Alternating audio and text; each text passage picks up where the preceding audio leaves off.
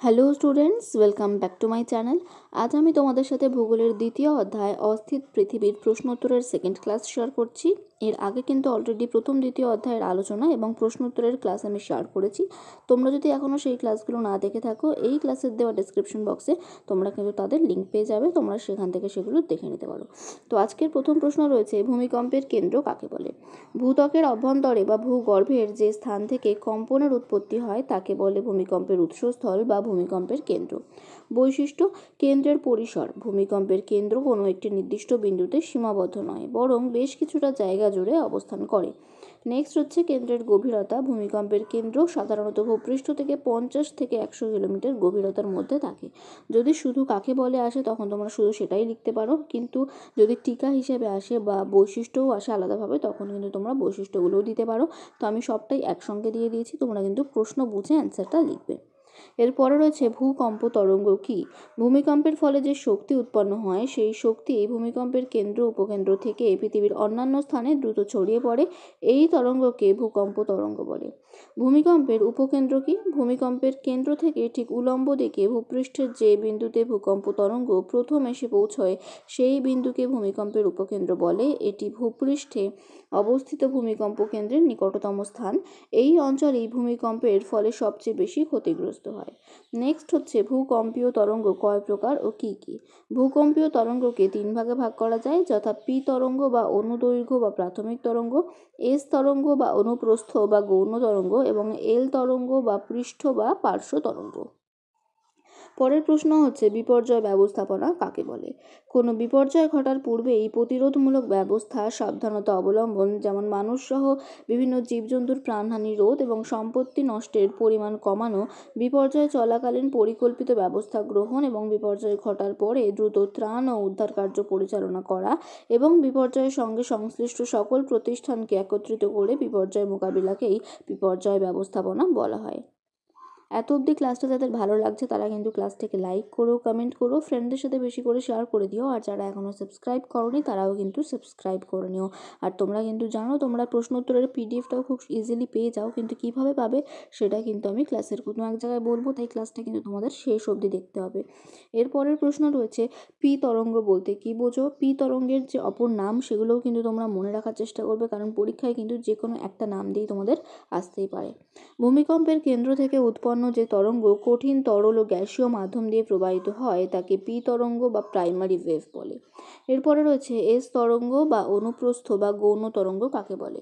ভূমিকম্পের কেন্দ্র থেকে উৎপন্ন যে তরঙ্গ ভূপৃষ্ঠের বা ভূগর্ভের কেবল কঠিন অংশের মধ্য দিয়ে প্রবাহিত হতে পারে তাকে এস তরঙ্গ বা সেকেন্ডারি ওয়েভ বলে। এস তরঙ্গের বৈশিষ্ট্যগুলি হলো, এর গতিবেগ প্রায় সেকেন্ডে 3 থেকে 5 কিমি। এই তরঙ্গ বস্তুকণার ওপর নিচে ওঠানামার মাধ্যমে প্রবাহিত হয়। এস তরঙ্গ পি তরঙ্গের পরে ভূমিকম্পের উপকেন্দ্রে পৌঁছায়। নেক্সট হচ্ছে, পৃথিবীর নবীন ভঙ্গিল পার্বত্য অঞ্চলগুলি ভূমিকম্প প্রবণ কেন? এটাও কিন্তু একটা ইম্পর্টেন্ট প্রশ্ন, যদিও প্রতিটা প্রশ্নই ইম্পর্টেন্ট, তবে এই যেগুলো আমি বলে দেবো আলাদাভাবে সেগুলো আরও একটু বেশি ইম্পর্টেন্ট। পৃথিবীর সকল নবীন ভঙ্গিল পার্বত্য অঞ্চল ভূমিকম্প প্রবণ কারণ অভিসারী পাত সীমানায় অবস্থান। এই অঞ্চলগুলি অভিসারী পাত সীমানায় অর্থাৎ দুটি পাতের সংঘর্ষস্থলে অবস্থিত। এক্ষেত্রে হালকা পাতের নিচে ভারী পাতটি অনবরত প্রবেশ করার ফলে যে ঘর্ষণ ও সংঘর্ষ হয় তার ফলে ওই অঞ্চলে ভূমিকম্প হয়। নেক্সট হচ্ছে পর্বতের উত্থান প্রক্রিয়া। নবীন ভঙ্গের পর্বতের উত্থান প্রক্রিয়া এখনও চলতে থাকায় অঞ্চলটি ভূমিকম্প প্রবণ এবং এই অঞ্চলে প্রায় ভূমিধস ও অন্যান্য কারণে ভূমিকম্প হয়ে থাকে। পরের প্রশ্ন হচ্ছে, প্রশান্ত মহাসাগরীয় অগ্নিবলয় কাকে বলে? এটাও কিন্তু আরও একটা বেশি ইম্পর্টেন্ট প্রশ্ন।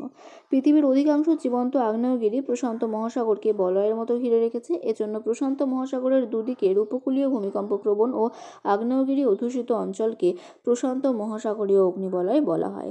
এর বিস্তার হচ্ছে, এই বলয়টি দক্ষিণ আমেরিকার হর্ন অন্তরীপ থেকে শুরু করে আন্দিজ পর্বত এবং উত্তর আমেরিকার রকি পর্বত হয়ে এশিয়া মহাদেশের শাখালিন দ্বীপপুঞ্জ, জাপান, ফিলিপাইন, ইন্দোনেশিয়া হয়ে নিউজিল্যান্ড পর্যন্ত বিস্তৃত এবং আগ্নেয়গিরি পৃথিবীর 70% ভূমিকম্প এই বলয়ে সংঘটিত হয়। এই বলয়ের আগ্নেয়গিরিগুলির মধ্যে কয়েকটি হলো ফুজিয়ামা, পিনাটুবো, ক্রাকাতোয়া, সেন্ট হেলেন্স, কোটোপ্যাক্সি প্রভৃতি। এখানে আমি একটু এটাকে টিকা হিসেবেও দিয়েছি বলতে পারো তোমরা। টিকা হিসেবে আসলেই পুরোটা তোমাদের লিখতে হতে পারে, এবং ছোট প্রশ্ন যদি শুধু আসে 1 বা 2 মার্কসে তখন তোমরা প্রথম পার্টটা লিখবে। বাট আবার যদি আলাদাভাবে শুধু বিস্তার আসে, অর্থাৎ প্রশান্ত মহাসাগর কোন অঞ্চলটা জুড়ে অবস্থিত, সেখানে তোমরা বিস্তারের অ্যান্সারটা লিখবে, এবং ওখানে অবস্থিত আগ্নেয়গিরির নাম যদি আসে তখন তোমরা এটা লিখতে পারো। যদি আলাদা আলাদাভাবে আসে তোমরা কিন্তু আলাদা আলাদাভাবে লিখবে। এরপরে রয়েছে ভূমিকম্প থেকে রক্ষা পেতে কী কী করা উচিত, অথবা ভূমিকম্প হঠাৎ শুরু হলে কী করা উচিত। এটাও কিন্তু ইম্পর্টেন্ট। ভূমিকম্প হঠাৎ হয় বলে এটি ভয়ানক বিপর্যয় সৃষ্টি করতে পারে। তাই ভূমিকম্প থেকে রক্ষা পেতে যে পদক্ষেপগুলি গ্রহণ করা উচিত তা হলো: ভূমিকম্পের সময় দ্রুত বাড়ি থেকে বাইরে বেরিয়ে খোলা জায়গায় আসা উচিত। ভূমিকম্পের সময় ঘর থেকে বেরিয়ে আসা সম্ভব না হলে শক্ত টেবিলের বা, এখানে 9টা ভুলবশত হয়েছে, 9টা পরের পেজে আসবে, টেবিলের বা আসবাবের নিচে ঢুকে পড়া উচিত। বাড়ি থেকে বেরোবার আগে সম্ভব হলে টর্চ, শুকনো খাবার, পানীয় জল এবং অন্যান্য প্রয়োজনীয় জিনিসপত্র সঙ্গে নেওয়া প্রয়োজন। ভূমিকম্প চলাকালীন বহুতল বাড়ির ঝুল, বারান্দা ও লিফট ব্যবহার করা উচিত নয়। আগের পেজে যে 9টা ভুলবশত টাইপ হয়েছিল এটা কিন্তু এখানে তোমরা দিতে হবে। এরপরে রয়েছে ভূমিকম্পের কারণ সম্পর্কে বিস্তারিত বিবরণ দাও, অথবা ভূমিকম্পের প্রাকৃতিক কারণ ব্যাখ্যা করো। পৃথিবীর স্থিতিস্থাপক অভ্যন্তরে কোনো সঞ্চিত শক্তি হঠাৎ মুক্ত হয়ে ভূত্বক কেঁপে উঠলে তাকে ভূমিকম্প বলে। ভূমিকম্পের কারণগুলি হলো: প্রথম পয়েন্ট হচ্ছে আগ্নেয়গিরির অগ্ন্যুৎপাত। আগ্নেয়গিরি থেকে অগ্ন্যুৎপাতের সময় গ্যাস, জলীয় বাষ্প ও উত্তপ্ত তরল পদার্থ প্রচণ্ড জোরে ভূপৃষ্ঠে বেরিয়ে আসলে ভূমিকম্প হতে পারে। নেক্সট, ধস। বৃষ্টিপাতের ফলে পার্বত্য অঞ্চলে ধস নামলে ভূমিকম্পের সৃষ্টি হয়। পাতের সম্ভরণ। পাত সংস্থান তত্ত্ব অনুযায়ী দুটি পাত পরস্পরের অভিমুখে অগ্রসর হলে বা পরস্পর থেকে দূরে সরে গেলে বা পাশাপাশি ঘর্ষণ করে অগ্রসর হলে পাতের সংযোগরেখা বরাবর শিলাচ্যুতি ঘটে এবং ভূমিকম্পের উৎপত্তি হয়। হিমানী সম্প্রপাত। পার্বত্য অঞ্চলে বিশাল বরফের স্তূপ হিমানী সম্প্রপাত রূপে ধসে পড়লে ভূমিকম্প হয়। ভঙ্গিল পর্বতের উত্থান। ভূ আলোড়নের ফলে ভঙ্গিল পর্বতের উত্থানের সময় প্রবল ভূমিকম্প অনুভূত হয়। আর হচ্ছে উল্কাপাত। মহাকাশ থেকে খসে পড়া উল্কার আঘাতেও ভূমিকম্প হয়, যেমন আমেরিকার অ্যারিজোনায় উল্কাপাতের ফলে একটি বিরাট গহ্বরের সৃষ্টি হয়েছিল। তোমরা কিন্তু দেখতেই পাচ্ছ যে আমি কিন্তু এগুলো তোমাদের সব পয়েন্ট আকারে অ্যান্সার করে দিয়েছি। পয়েন্ট করে লিখলে কিন্তু তোমরা নাম্বারটা আরও ভালো পাবে, আমি বারবার বলি, তাই তোমরাও কিন্তু এই পয়েন্ট করে লেখার পরীক্ষায় চেষ্টা করবে। এর পরের প্রশ্ন রয়েছে ভূমিকম্পের ফলাফল সম্বন্ধে যা জানো লেখো। ভূমিকম্পের ফলাফল বা প্রভাবগুলি হলো জীবন ও সম্পত্তি হানি। যে ভূমিকম্প ঘটার ফলে অনেক সময় বাড়িঘর চাপা পড়ে বা ভেঙে যায়। এর ফলে অনেক মানুষ, গৃহপালিত জন্তুর মৃত্যু হয় এবং সরকারি ও ব্যক্তিগত সম্পত্তি নষ্ট হয়। নেক্সট, পরিবহন ব্যবস্থা বিপর্যস্ত হয়ে পড়া। ভূমিকম্পের ফলে রাস্তাঘাট, রেল লাইন বেঁকে যাওয়া, বসে যাওয়া এবং ধসের জন্য ক্ষতিগ্রস্ত হওয়ার ফলে পরিবহন ব্যবস্থা বিপর্যস্ত হয়ে পড়ে। জলাধার ভেঙে হঠাৎ বন্যার সম্ভাবনা। বড় জলাধারের বিপুল জলরাশির চাপে ভূমিকম্প হলে বাঁধ ভেঙে হঠাৎই বন্যা ঘটতে পারে, যেমন মহারাষ্ট্রের কয়নাতে 1967 সালে এইভাবে ভূমিকম্প ও তার ফলে বন্যা হয়েছিল।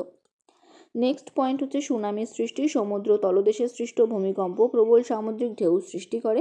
ওই ঢেউ উপকূলভাগে আছড়ে পড়ে উপকূলবর্তী অঞ্চলে ব্যাপক জীবন ও সম্পত্তিহানি ঘটায়, যেমন 2004 সালে ভারত মহাসাগরের তলদেশে সুমাত্রার নিকট সৃষ্ট ভূমিকম্পে যে সুনামি সৃষ্টি হয়েছিল তাতে 11টি দেশ ক্ষতিগ্রস্ত হয় ও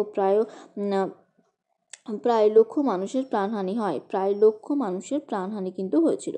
নেক্সট পয়েন্ট হচ্ছে নতুন ভূভাগ সৃষ্টি। অনেক সময় আন্তঃসাগরীয় এলাকা ভেসে উঠে নতুন ভূভাগ তৈরি করে, যেমন সম্প্রতি 2013 সালে করাচির নিকট এরূপ একটি কাদার দ্বীপ তৈরি হয়েছে এবং বন্দর গঠনের সহায়তা। ভূমিকম্পের ফলে অনেক সময় উপকূলবর্তী ভূমিভাগ নিমজ্জিত হয়ে বন্দর গঠনের পক্ষে সাহায্য করে। নেক্সট হচ্ছে চিত্রসহ সিসমোগ্রাফের বিবরণ দাও, এর কাজ পর্যালোচনা করো। সব সিসমোগ্রাফের মূল গঠন এক। শক্ত ফ্রেম থেকে স্প্রিংয়ের সাহায্যে ভারী ওজন ঝোলানো থাকে, এর সাথে পেন আটকানো থাকে আর একদিকে বেলনের গায়ে কাগজের রোল চড়ানো থাকে। ভূমিকম্পের সময় ওজনের সঙ্গে ঝোলানো পেন কাঁপতে থাকে, বেলনে আটকানো কাগজের গায়ে আঁকাবাঁকা ঢেউয়ের মতো দাগ পড়ে। একে সিসমোগ্রাফ বলে। কাজ কি? ভূপৃষ্ঠে কম্পনের পরিমাণের পরিমাপ সিসমোগ্রাফ বা ভূকম্প লিক যন্ত্রে করা যায়। পৃথিবীর বিভিন্ন স্থানে প্রচুর ভূমিকম্প পরিমাপ কেন্দ্র আছে। ভূমিকম্পের কয়েক মিনিটের মধ্যেই একাধিক সিসমোগ্রাফের তথ্য তুলনা করে ভূমিকম্পের কেন্দ্র উপকেন্দ্রের অবস্থান, স্থায়িত্ব, তীব্রতা সবই নির্ভুলভাবে জানা যায়। ছবিটাও তোমরা দেখতে পাচ্ছ, আমি এখানে দিয়ে দিয়েছি। তোমরা কিন্তু পরীক্ষায় যদি ছবি আসে তাহলে কিন্তু অবশ্যই ছবিটা দেওয়ার চেষ্টা করবে। এরপরে রয়েছে কবে ও কোন শহর ভেসুভিয়াসের অগ্নুৎপাতে ধ্বংস হয়ে যায়? 1979 খ্রিস্টাব্দে ভেসুভিয়াসের অগ্নুৎপাতে প্রাচীন রোমের পম্পেই শহর ধ্বংস হয়ে যায়। পৃথিবীর প্রধান প্রধান ভঙ্গিল পর্বতমালাগুলির নাম লেখো। পৃথিবীর অধিকাংশ ভঙ্গিল পর্বত মহাদেশীয় পাতের সংঘর্ষের ফলে সৃষ্টি হয়েছে। এগুলি হলো অ্যাপালেশিয়ান, ইউরাল, আন্দেজ ও আরাবল্লী প্রভৃতি। ভূমিকম্প বলয়ের প্রধান আগ্নেয়গিরিগুলোর নাম লেখো। ভূমিকম্প বলয়ের প্রধান আগ্নেয়গিরি হলো ফুজিয়ামা, পিনাটুবো, ক্রাকাতোয়া, সেন্ট হেলেন্স, পোপোক্যাটিপেটল আর কোটোপ্যাক্সি। নামগুলো কিন্তু খুব ভালো করে মনে রাখবে, ছোট প্রশ্নের জন্য কিন্তু এগুলো খুব ইম্পর্টেন্ট প্রশ্ন। ক্ষারকীয় লাভা কেন মৃদু ঢাল বিশিষ্ট শিল্ডের মতো বিশাল আগ্নেয়গিরি তৈরি করে?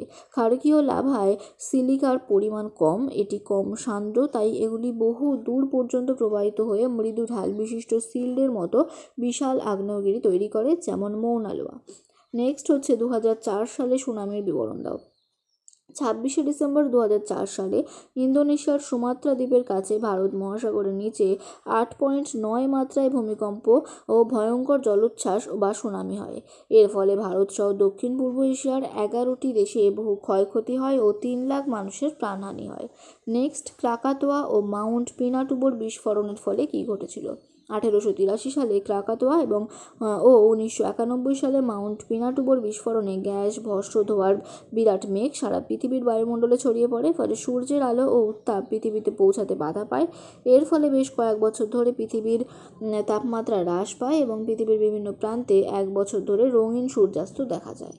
নেক্সট হচ্ছে পৃথিবী পৃষ্ঠ কতগুলি পাতের, এখানে পাত হবে, পাতের সমন্বয়ে গঠিত, তাদের নাম লেখো।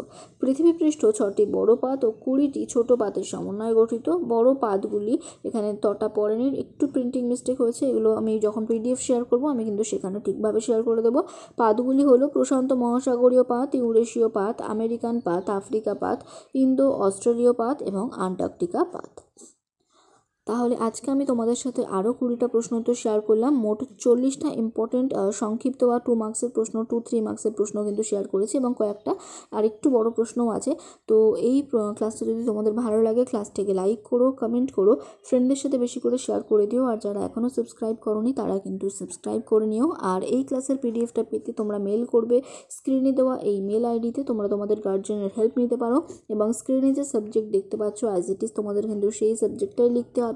কম্পোজ মেলে নিজেদের নামটা লিখে পাঠিয়ে দিলেই কিন্তু তোমরা পিডিএফটা খুব ইজিলি পেয়ে যাবে। আর তোমরা যদি চাও আমি এই চ্যাপ্টারের 1 মার্কসের শর্ট কোশ্চেন শেয়ার করি তাহলে কিন্তু তোমরা সেটা আমাকে কমেন্টে জানিও, আমি অবশ্যই শেয়ার করব। তাহলে আজকের ক্লাসটা এখানেই শেষ করছি। Thank you.